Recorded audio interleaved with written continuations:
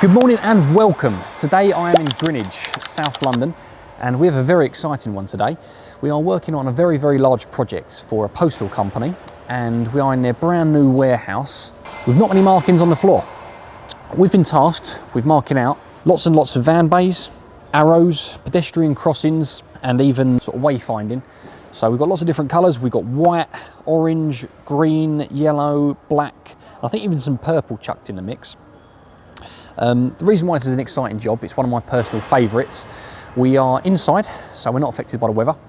We've got thousands and thousands of metres of shot blasting to do, so there's lots and lots of prep, but it means we can take a lot of pride because it's a completely blank canvas. So over the next few days, myself and the team will be running you through the process of how we tackle projects like this, what products we use, what prep methods we're going to do, and the sort of basically desired finish the customer's asked for, the pros and cons of different sort of methods, and yeah, just sort of really giving you a deep dive into how we operate at TLM. So let's get into it.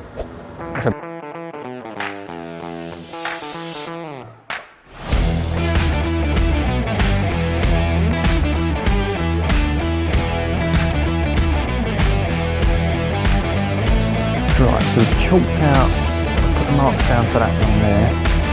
Still need to do that one there. Yeah, that one there, that's it.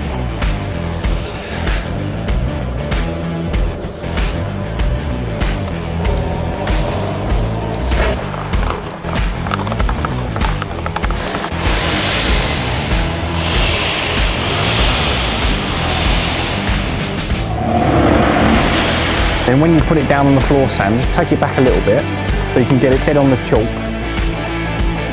Yeah, so stand up, go back a little bit so that you can get it right on the chalk mark, and then I'll pull it all the way through and then we'll rub these ones out after you. Right, so the last thing for us to do today is I want to get onto these bays over here. We'll try and get most of these in, but the guys are still working in this area, so they're probably going to rub out a lot of these chalk marks in and out. So at the very least we'll get all of this in, which we've pretty much got chalked out. We'll get these two lines along all the way up to here, this one line all the way down here. There's nothing going in there. Got all of these bays, we can work our way along this. So really we could probably get in this roadway, these parking bays, and just double check that all of the marks are made for the shot blasters to sort of ensure that they don't go past the lines. So yeah, I think that's pretty much it. Another hour or two's work and we're good to go.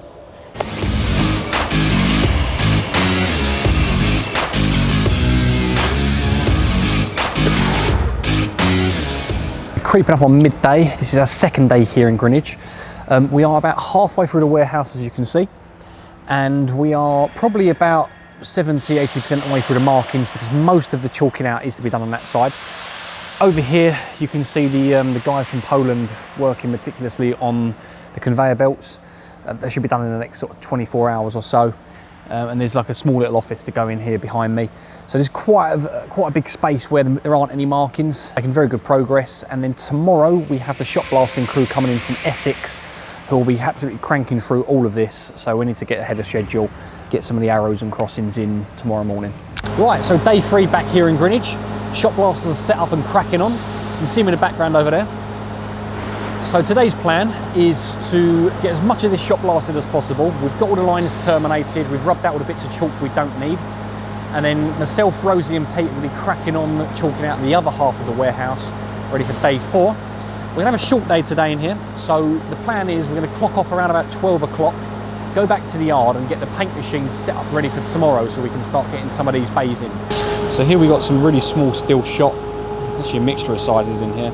The shot blaster spins this round in a centrifuge, or a blast wheel as we call it, fires it out at the floor, chips away at the surface, removing a very, very small layer of whatever we're blasting, so whether that's steel plate, concrete, latex, whatever, and giving us a really nice keyed surface to paint onto.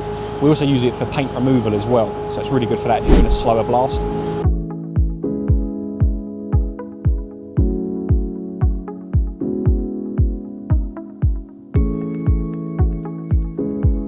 Basically, the way the geezer's done it, he's put on measurements, but they're not necessarily all accurate.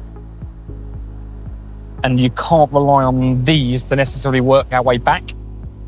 They should be pretty good, but they're not always accurate. No, we've got a 2.1 extra gap at the end somewhere. Yeah, that's what I mean. So basically, they know this, and they basically know that they're going to gain some extra space. So we've had to squeeze a few bits down. It's not been plain sailing. So we've put in all of these across here. And then kind of there was some measurements missing. So we've had to basically figure out what we had, and then divide, take that away from however wide the warehouse was, and that's how wide that is. That's how wide that was. So although he's managed to put on these measurements on here, he's just done it on like on the Illustrator file or the DWG file, and gone, oh, that's 3.42. But like over here, there'll be another one that's 3.4. That's 4.2. Like, it's not to scale. So these are, I don't know what these are outside. Sorry, these? Yeah, so these are 7 metre, then a 2 metre. So it's 9 metres in long, but then you've got that line at the back, which is that line there. And then they are 4.3 metres wide.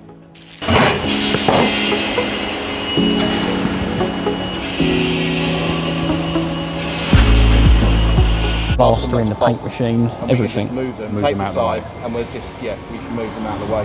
It would shave days off the work. It would, and it would look better. It would look so much better because you'd actually have straight lines. Between each one's been slightly out. Yeah. I've never got it perfect. Right, no worries.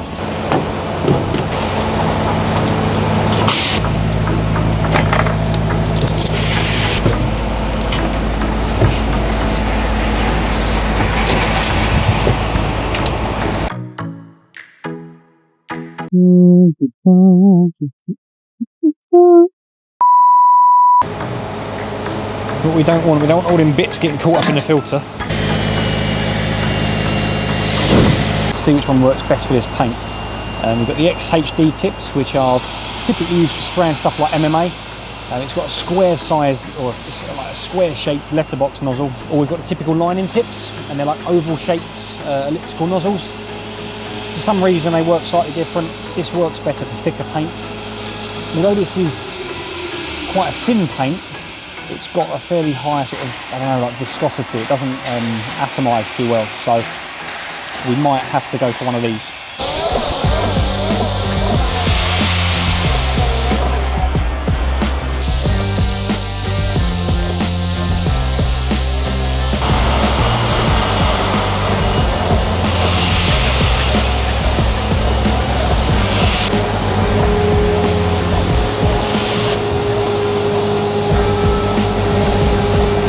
Today's day 5, so little update, we have got 95% of the white lines in, one more to do down there. Arrows, roundels, crossings, every line is pinged out, it is shot blasted, ready for some paint. So today the plan is to get the rest of the white done. We're going to do the crossings in polyaspartic because we couldn't get the black product in time, so it's all going to be in polyaspartic.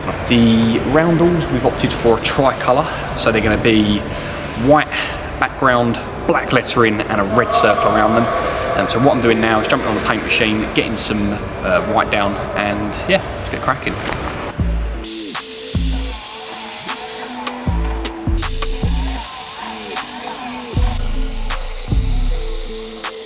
So how comes we're not spraying these crossings in white then? So typically we would, but because they was changed so last minute from yellow to black and white, we didn't have any sprayable PU black in stock, and unfortunately neither did the supplier, so it's coming all the way in from Germany. But because we're on tight time constraints, we opted to foot the bill and put these in polyaspartic. Now we could do the white pads in PU, which is what we've got, and it would be almost indistinguishable, but the polyaspartic does go on a little bit thicker. So what we're going to do is just do the whole lot in polyaspartic. It's really, really fast curing, so I can do it over a weekend, get both colours down, and it will match up because, like I said, one of them's a little bit thicker than the other, and we don't want there to be like a visible kind of step or a bump going from one to the other.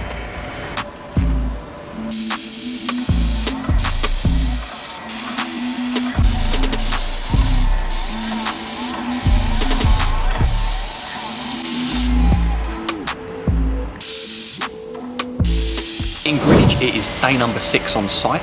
So last night I was here by myself, and unfortunately we didn't get any photos or videos of the orange going in because I've done it all myself basically. However, today we are working on the yellow, so we're going to get in the rest of the walkways. We've got to fix some silly little cock-ups, just basically where we've misplaced some of the crossings. You'll see that in a few videos in a second, but nothing we can't fix. And again, where we've gone sort of like slightly over on some lines to make up for certain areas, but once it's all done, it'll all tie in very lovely. So we'll get some videos of that to assist the narrative. These pads here looking very lovely. We've decided to put these lines in on all of the crossings to ensure that people know if they cross over this side, then they're in sort of the PPT forklift pallet truck area. Same again that way. And for the main roads, this is for vehicular traffic, so this is a little bit different in this section. We can see over there, that's a PPT roadway. Everything bordered in white is for vehicle traffic. We've got the large roundels, they're going to go in tomorrow, I believe. We've got to spray some red rings on them later today, and then get the 5 mile/h stencils in. And then over here, we've got some black crossing pads and a yellow walkway to go in over the top of the black and white.